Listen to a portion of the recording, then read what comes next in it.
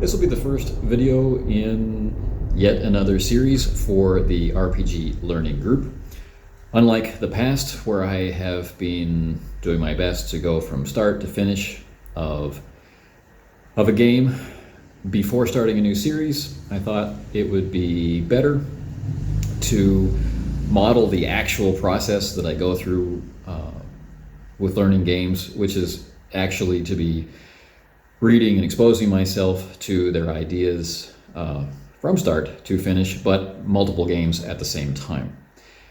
The comparison of one game to the other helps me to learn them through contrast and comparison, and it keeps motivation up and keeps interest high as, oh, how does this game do it? Well, let's go see how this other game does that part. So the games we've talked about so far are After the Vampire Wars and Agents of Concordia.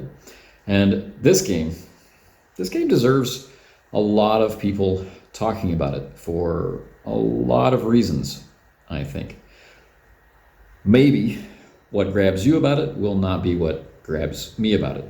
But whatever reactions you have to the game, questions, your own play experiences, your own thoughts while reading it, please leave a comment in the video below or join the Facebook group that we've set up for the RPG Learning Group to join in on these learning projects, or start your own and share your own explorations of the thousands of role-playing games that are out there just waiting for people to start talking about them. So today's game is Nibiru.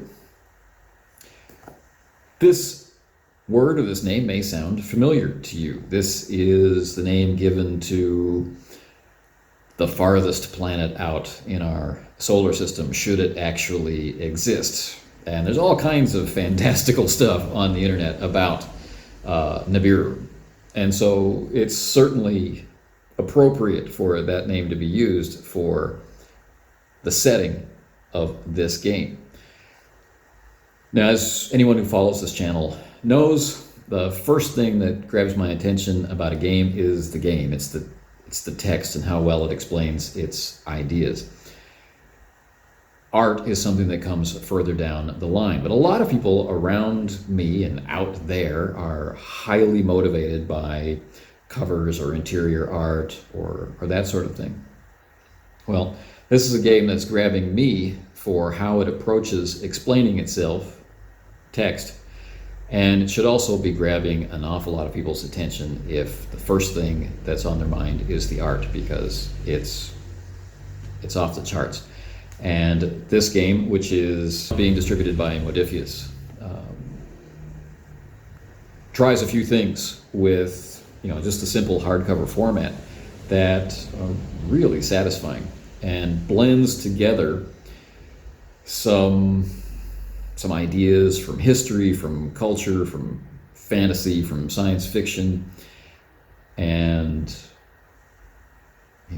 brings them together into quite an interesting mixture. So I'd like to open up with the usual thing. Let's go through and see what the game has to offer. Opens up with a huge two-page spread of art, and then gets us into our table of contents. The book itself is, how long is the book itself? The character sheet appears on, of course, an unnumbered page. So the last numbered page there are no page numbers. Okay, the last numbered page is 201, and then there's the list of the Kickstarter backers, and then there is the character sheet. So let's say it comes in at 200 pages, okay, and it very carefully brings its information out. So prior to Chapter 1, First Steps, we have our table of contents, we have more art, we have our, who is responsible for this game section, And the writer is Federico Solms. And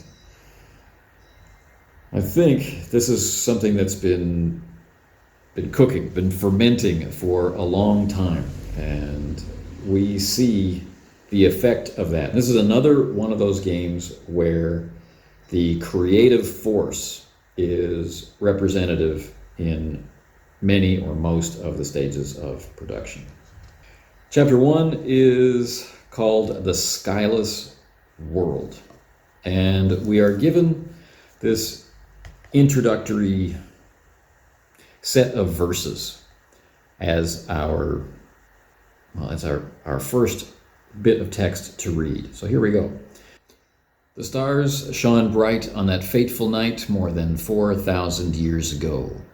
Under the midnight sky, the Mesopotamian winds carried away the scents of incense, the echoes of laughter, music, and joyous celebration.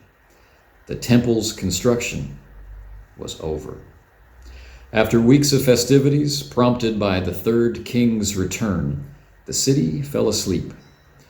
In their dreams, they saw the holy debts repaid, their souls lifted gracefully to the stars. But suddenly, something happened. An instant of daylight tore the mantle of night apart, its shine blinding those below. The most deafening noise ever experienced by humanity accompanied the light, so loud as if the cosmos itself let out a desperate cry. Petrified, they gazed at the sky above. Then they saw it. Their dream realized for the one and only time. Nibiru, their second home, passed by. This is how the first section of text begins. We're greeted by very powerful art, very gripping art on the cover. Inside, facing the table of contents. But then we turn to the skyless world. We see a smear of darkness, like a night sky. And then we're given that kind of oral tradition kind of approach to explaining the core concept. The first header is second home. What would life be like in a skyless world? What would it be like to be born, live, and die in a place where grass doesn't grow, where the wind doesn't blow, and with no horizon to set your sights upon? That's the question. Then, as we transition through this authorial voice talking to reader about setting, we get to a direct explanation. Nibiru is a science fiction role-playing game of lost memories. And it's not fooling around with that description because the system and mechanics interact very specifically with the idea of who your character is and what they remember. And play revolves around recovering memories, both good and bad, and what that all means for where you're going, what you're doing, and why you're doing it. It gives us a cutout box where we can get a sense of how play is supposed to work. And it's called the story structure. It says a single session is akin to a TV series episode, sometimes serving as a staging point for events to come, sometimes ending in a cliffhanger, sometimes self-contained, but always pushing the story forward. A story or arc comprises anything between one and many episodes with a beginning and an end, and with a plot that revolves around certain themes, locales, and characters defined by the narrator, which is the term for the GM. So in semi-familiar language, maybe for some, this is laying out the idea that characters are protagonists, they are a special focus, where they live is in special focus, and that preparation will be made from the game master seat, from the narrator's seat, to set up situations where play can progress in a recognizable story arc. That this is a part of the skill of play, that we are trying to create play experiences that we can look back on and say, this was just like an episode of TV, right? That we have encapsulated in our play recognizable story elements. And it specifically calls out the single session is like a TV series episode. Sometimes it might be a two-parter. Sometimes you might have a season-long meta plot holding all of those episodes together. Sometimes you won't. Sometimes you will have the characters moving from place to place, interacting with what they find there, and having those sessions be self-contained.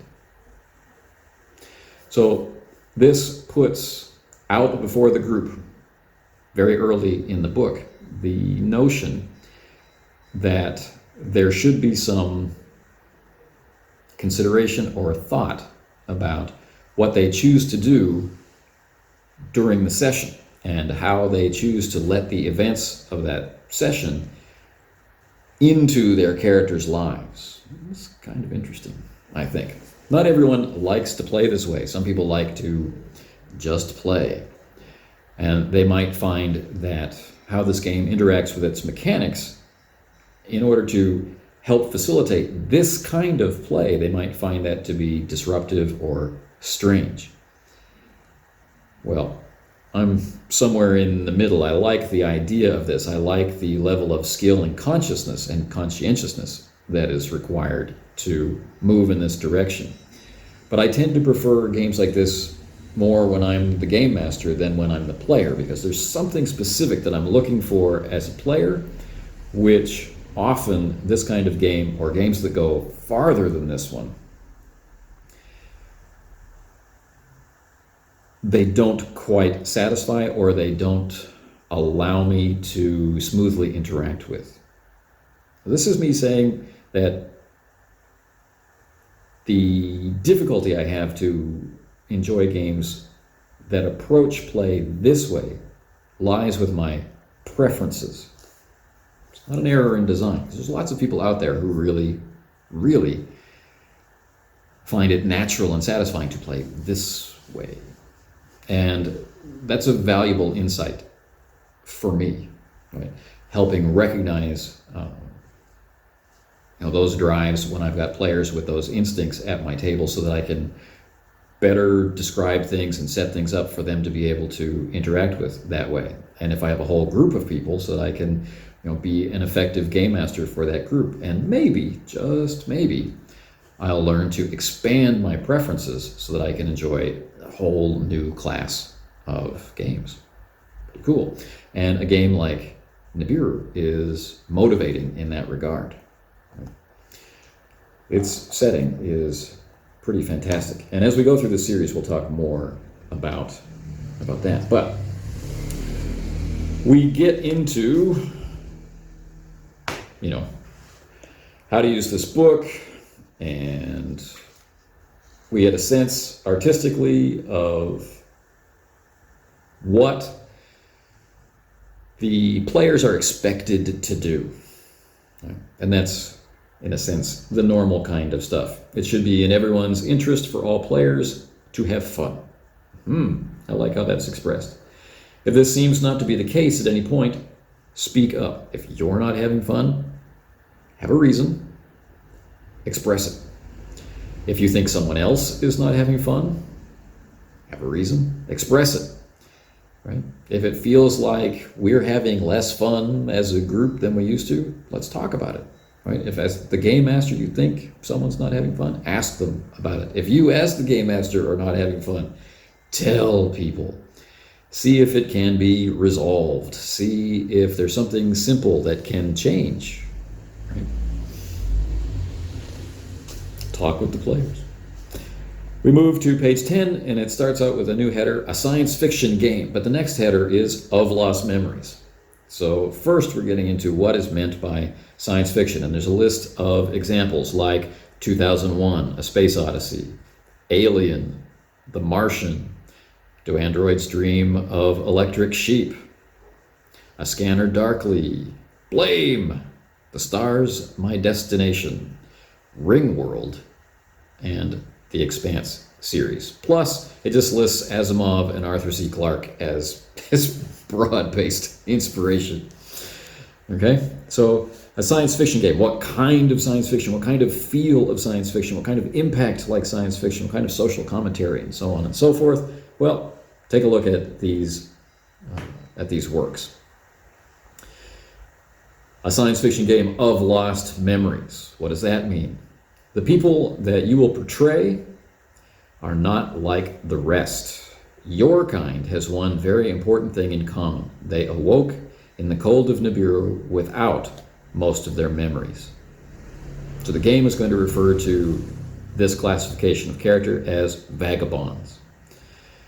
They are the vagabonds, and theirs is the struggle of remembrance. Their old lives are broken. Their new lives will see them struggling to pick up the pieces. All of this while wandering in a world they cannot comprehend.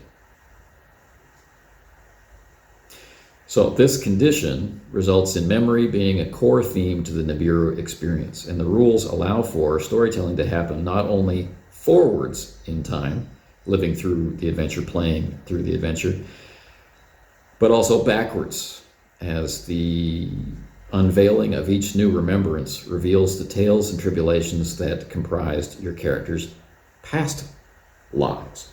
Then goes on to describe mood, how to use the book, and then gives us a lexicon, a 2-page lexicon. What is the mood for this game? Well, it says role-playing games generally have a set mood, and Nibiru's is your characters might be special in some regards, but outside of their strange condition, they bleed and suffer, they love and hate and laugh as anyone does. This doesn't mean that extraordinary stuff does not happen. It abounds in a place as alien as Nibiru. We have, however, chosen to give some humane grounding to the world so that no matter how strange Nibiru might seem, humanity's touch will always seem familiar. So again, setting it up so that the focus of play can be on recovering memories. Speaking about humanity, let us establish that its relationship with the station is conflicted.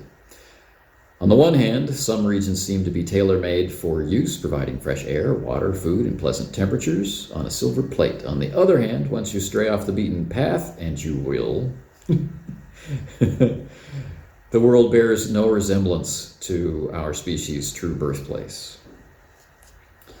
All right. How to use this book explains the chapters piece by piece. So we've got First Steps, which is this section, which will introduce us to Nibiru and the history of humans there, and exploring the basic structure that makes up Nibiru itself and retells the major events that march humanity's journey across the skyless world. Then we get From the Core We Hail is a chapter dedicated to the different parts of the station and includes this very large multi-page fold-out map, which was visible in the unboxing. The next section is the Halls of Penumbra, which details the outer reaches of Nibiru where there aren't many people. Then we have the Umbraic Frontier, collecting tales and rumors about the area beyond the outer reaches. Then Storytelling Engines gets us into the rules of the game. Then Vagabonds is talking about the characters we're going to play. Then we've got Of Cracking Skin and Shimmering Steel, introduces the other creatures and whatnot that we might encounter. Then By the Lamplight is our game mastering chapter for the narrator. And then finally, Watershed is the included adventure. So we're only going to focus today in this video on First Steps. So we'll go past the lexicon through more art, and that gets us to House in the Stars. Throughout, we have small little boxes that are speaking directly to the game master. And then we have other boxes, things like storytelling lessons and lore bites and what are they called? Story sparks, tale sparks. Right? So these are sprinkled in around the text to prepare you for what's coming next. All right. So the next section inside the first chapter, House in the Stars, it's setting us up to understand how we're going to be describing and how we're going to be imagining Nibiru, which is this vast space station. So we open up with vaults, right? Vaults are the sphere-shaped structures wherein settlements are built. And then we get our first storytelling lesson, which is called Steel Playgrounds. And it says, knowing how to introduce and depict the locations you will visit in Nibiru is essential to accomplish an immersive experience. Now, we talk a lot about that descriptive term, immersive, on this channel. What exactly is meant by immersive here? Immersive in character seems suggested, but not necessarily so. We also have, purely visual, from the imaginative point of view, immersion. We have an authorial grip as we imagine more of a third-person perspective as we imagine the character navigating these spaces. So there's something to be said for being more precise when throwing around the word immersive, because what you mean by it might not be what that other person means by it, and certainly might not mean what I mean by it. And so we need to specify what we mean by it. But either way, play is intended to, let's say, strongly engage the players. Okay. Next one is networks. The veins and arteries of Nibiru are akin to the great swathes of land that separate the towns and cities of our world, right? So transportation networks, communication networks. Then we have facilities. What are the facilities like? Then we have the core, which is where the bulk of people are. Purveyor of Nibiru's life force and heart of the skyless world, the core is the basement upon which everything in Nibiru is built, an incredible machine that works over thousands of years to power the colossal station. The farther away you get from it, the harder things become. All right. The peoples of Nibiru have based their time measurement around the cycles of the core. We've got flickers, Assyrian cycle, true cycle, and lapses. Interesting. What lies beyond? As you wander off the beaten path into hidden tunnels, monstrously cold facilities, and into lands of solitude and silence, the world's rules bend against you. I think this is interesting, the way it's written. So it's written as author to player, and it's clearly intended that players will be reading this section because the rules are way in the back. And the game mastering section likewise. So we can certainly make this available to players and say, hey, please stop reading a chapter of whatever, or hey, read everything. What lies beyond? And so far, most of the text has been talking to you, author to player, but also in a sense of experienced member of the community to either newcomer, child or the like, or someone like a vagabond who simply doesn't remember any of these things that perhaps they should. So it makes it pretty easy to get into. So immersive in that sense. Leading me, back the other way. Maybe they are talking about immersion in character rather than, immersion in some creative aspect of it, or immersion in the, the communal experience of play, or who knows what. But the next section is called Flicker Burst, and we're getting into history. We have something called the Age of Silence, and the age of whispers, the age of strife, the age of discovery. These are pretty catchy hooks that we'll be able to talk about in character as we play and refer back to. So I kind of like that. How did we get where we are? Why are things the way we are? And that ends this first chapter, right? So we have little snippets, little hints, little clues, the dead vaults of Era, the people's shepherd. So, a very dramatic opening, as dramatic in text, as specific and helpful and friendly in text as it is in art.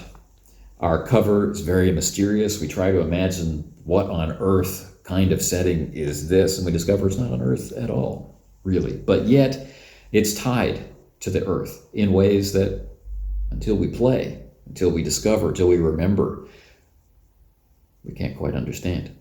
So, we'll move on into the text of Nibiru, into chapter 2, in the next installment. All right. So, how do you participate in this kind of series? Well, this series is all about communication, right? I'm sharing my actions with and reactions to these books as we read them, as we learn them, as we talk about them, as we play them. Interact in the comments below, or go to Facebook and join the RPG learning group there so that you can participate more fully, maybe by making videos of your own there, or participating in the comments at least, so that there can be discussion about all sorts of games from lots of different perspectives. It's definitely worth doing. So, see you next time.